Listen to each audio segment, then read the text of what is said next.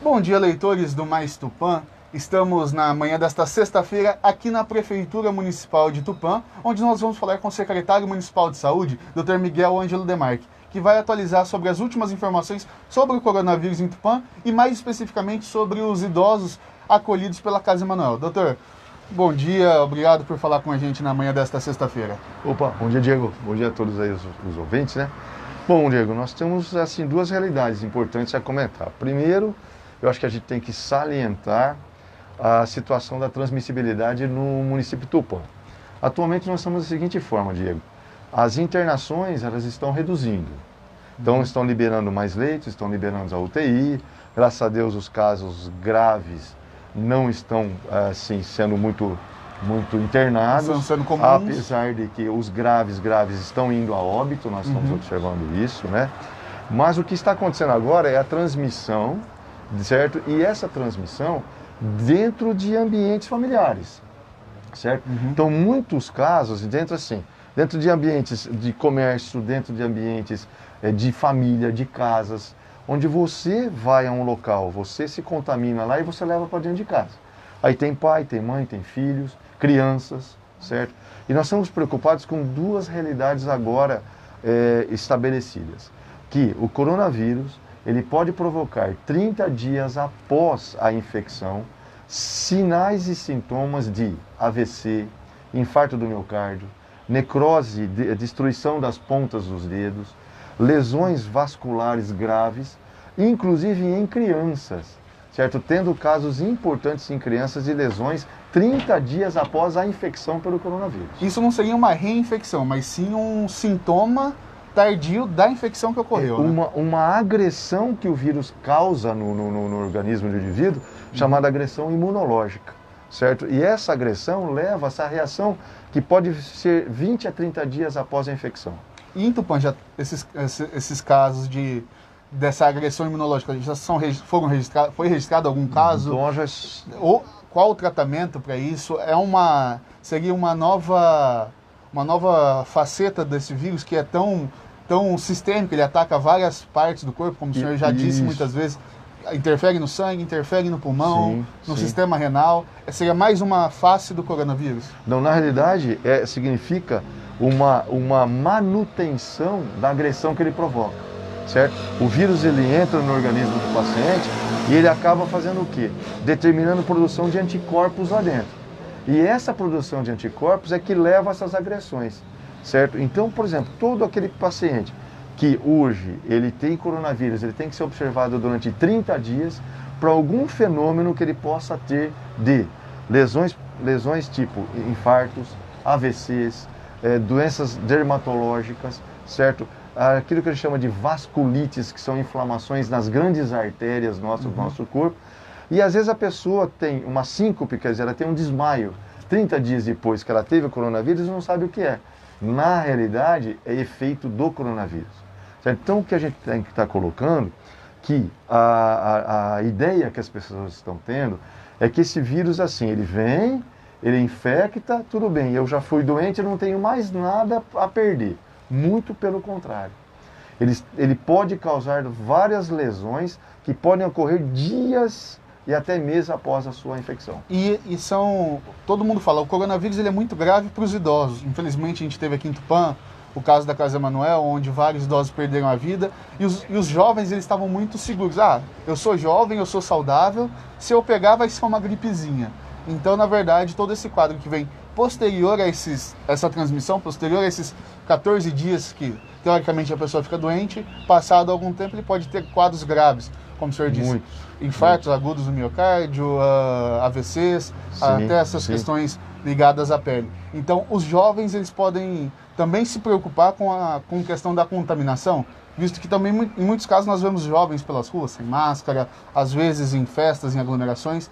É mais uma faceta que acaba atingindo o jovem de uma forma diferente. Justamente. O que a gente tem que tomar muito cuidado, e foi o maior erro que se cometeu no início, não é no município de Tupã, não, foi no país inteiro, falar que crianças não eram um perigo e jovens também não eram um perigo. Sim, crianças são perigo por quê? Porque elas são transmissoras. E o jovem também é o grande assintomático transmissor. Porém, quando ele tem a sua infecção, ele vai reagir de forma muito mais intensa do que um idoso, certo? E é aí que podem aparecer essas situações, certo? Nós temos casos aí de óbitos que ocorreram em pessoas de 18 a 40 anos de idade, de situações assim, de repente teve a infecção, ou foi comunicante de uma família positiva para o vírus, de repente tem óbito por um infarto, ou tem óbito por um AVC. Nós estamos vendo agora, eu estou acompanhando agora, nessa última semana, eu atendi 5 pacientes que foram ex-coronavírus aí, há 14, 15 dias atrás, com herpes zoster, com uma doença que vem pela queda da resistência.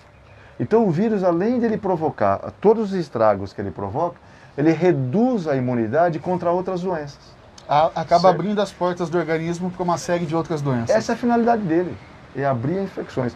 Isso não é para assustar, não é para falar assim, a Secretaria da Saúde está colocando isso para poder falar assim, ó, não vai sair, não vai se contaminar.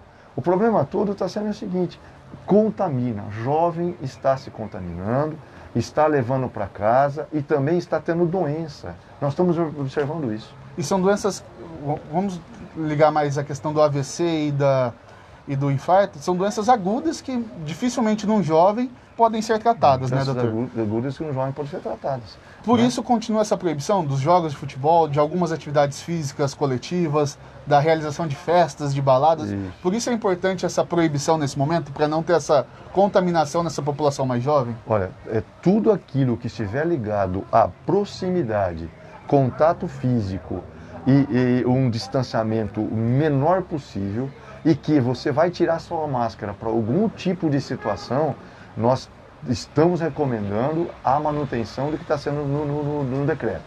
Se algo for liberado no momento, será algo que não vai manter contato físico, certo? É proibido isso, tá? Nesse momento não há condições de se pensar numa liberação de nada além daquilo de nada muito diferente do que já tem. Se for algo no momento liberado, ele vai estar ligado ao que eu já falei. Mínimo de distanciamento, não ter contato. Por exemplo, você tem um jogo de futebol, não tem contato físico, como você não tem contato? Como você não tem contato? Num voleibol, como você, não tem contato, eu jogo aqui, você joga lá. E na comemoração?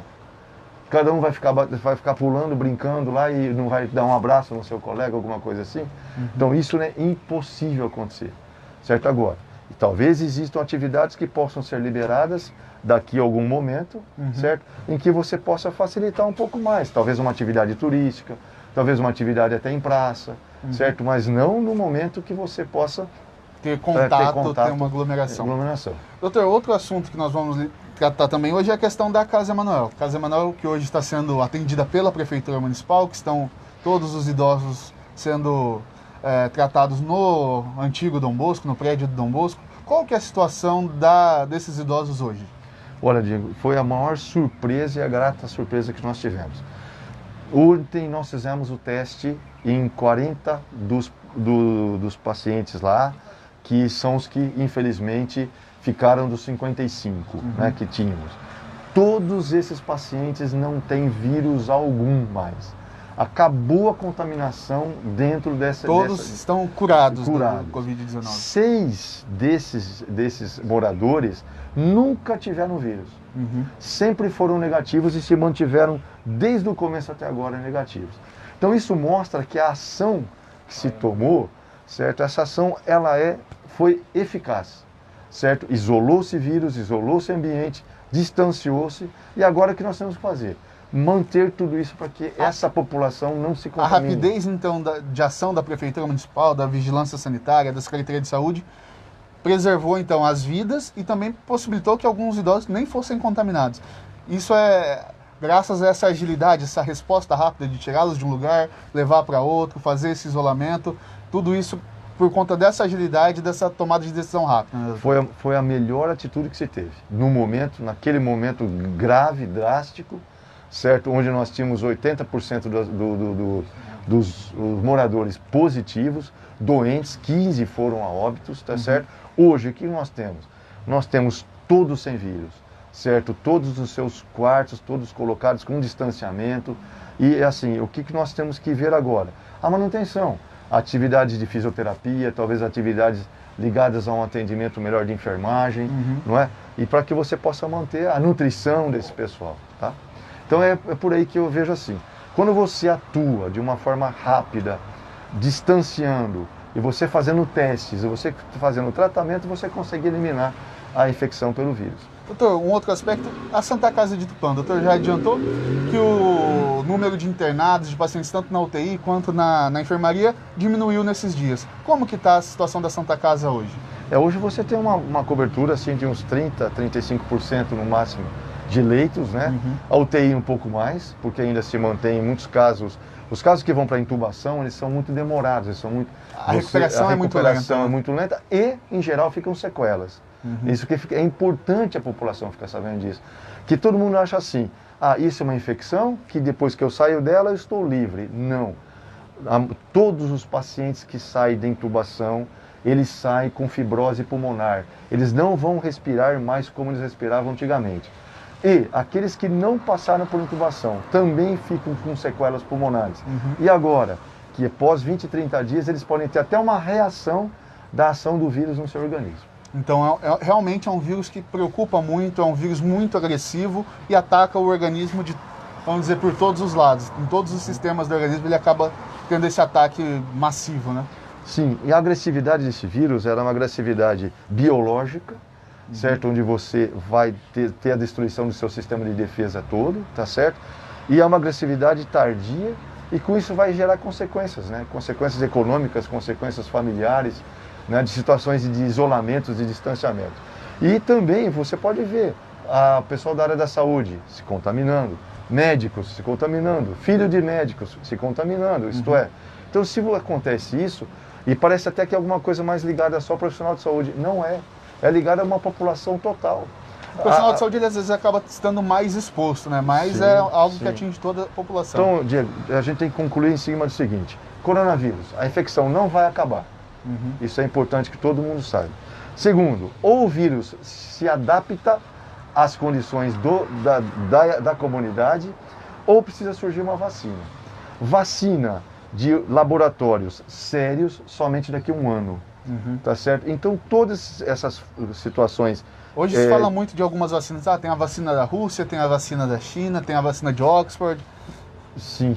O senhor, enquanto médico, todos esses laboratórios, nem laboratórios, mas todos esses grupos que estão trabalhando em vacinas, todos seguem o mesmo rigor metodológico? Todos seguem a mesma rigidez científica na produção dessa vacina? Eram para seguir. Nem todos são confiáveis nesse sentido. Tá certo? Então, quando você tem, por exemplo, quando se fala em Oxford, ou quando você fala em algum laboratório francês, ou algum laboratório americano, norte-americano, mesmo aqui no próprio Instituto Butantan, que está sendo feita alguma pesquisa em cima disso, e vacina em cima disso, você pode confiar. Agora, o mais importante é o seguinte, nenhum tipo de vacina pode sair sem 5 fases de testes. Se alguém fizer 5 fases de testes em 3 meses, é porque alguma coisa está errada. É muito demorado, até muito esse demorado. período de comprovação, até das reações que a vacina pode causar, né?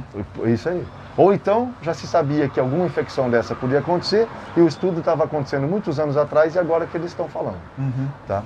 Doutor, mais alguma informação para a população? A importância de continuar usando máscara, de continuar mantendo o isolamento social? Olha, nós estamos tendo, só para a gente finalizar mesmo, nós estamos tendo em torno de 10 a 15 casos positivos por dia. Multiplica isso por 20 dias úteis, que é quando a gente faz o exame. Hoje nós estamos com 590 casos. Se continuar desse jeito, nós vamos estar com 1000 casos já. Certo? Isso já atinge aquilo que era o pico esperado da história. Certo? De 2 a 3% de uma população contaminada que você sabe que está contaminada. Só que você multiplica isso por 3, 4 vezes mais. Certo? Então o risco da infecção não é apenas da Secretaria da Saúde em si, é de uma população toda e de uma responsabilidade de todos nós aqui do município. Então, estivemos conversando com o Dr. Miguel Ângelo Demarque, secretário municipal de saúde, que esteve atualizando os dados do Covid-19 na cidade de Tupã, trouxe uma grata notícia a respeito da Casa Emanuel, que os idosos, os 40 idosos que estão sendo assistidos neste momento, sob a responsabilidade da prefeitura, estão todos curados do Covid-19, nenhum deles mais tem nenhum tipo de sintoma, não tem mais o vírus, todos foram testados e estão curados. Agradecemos ao Dr. Miguel por por falar conosco no final da manhã desta sexta-feira e voltaremos a qualquer momento com mais informações. Portal Mais Tupã, a informação com a qualidade que você precisa.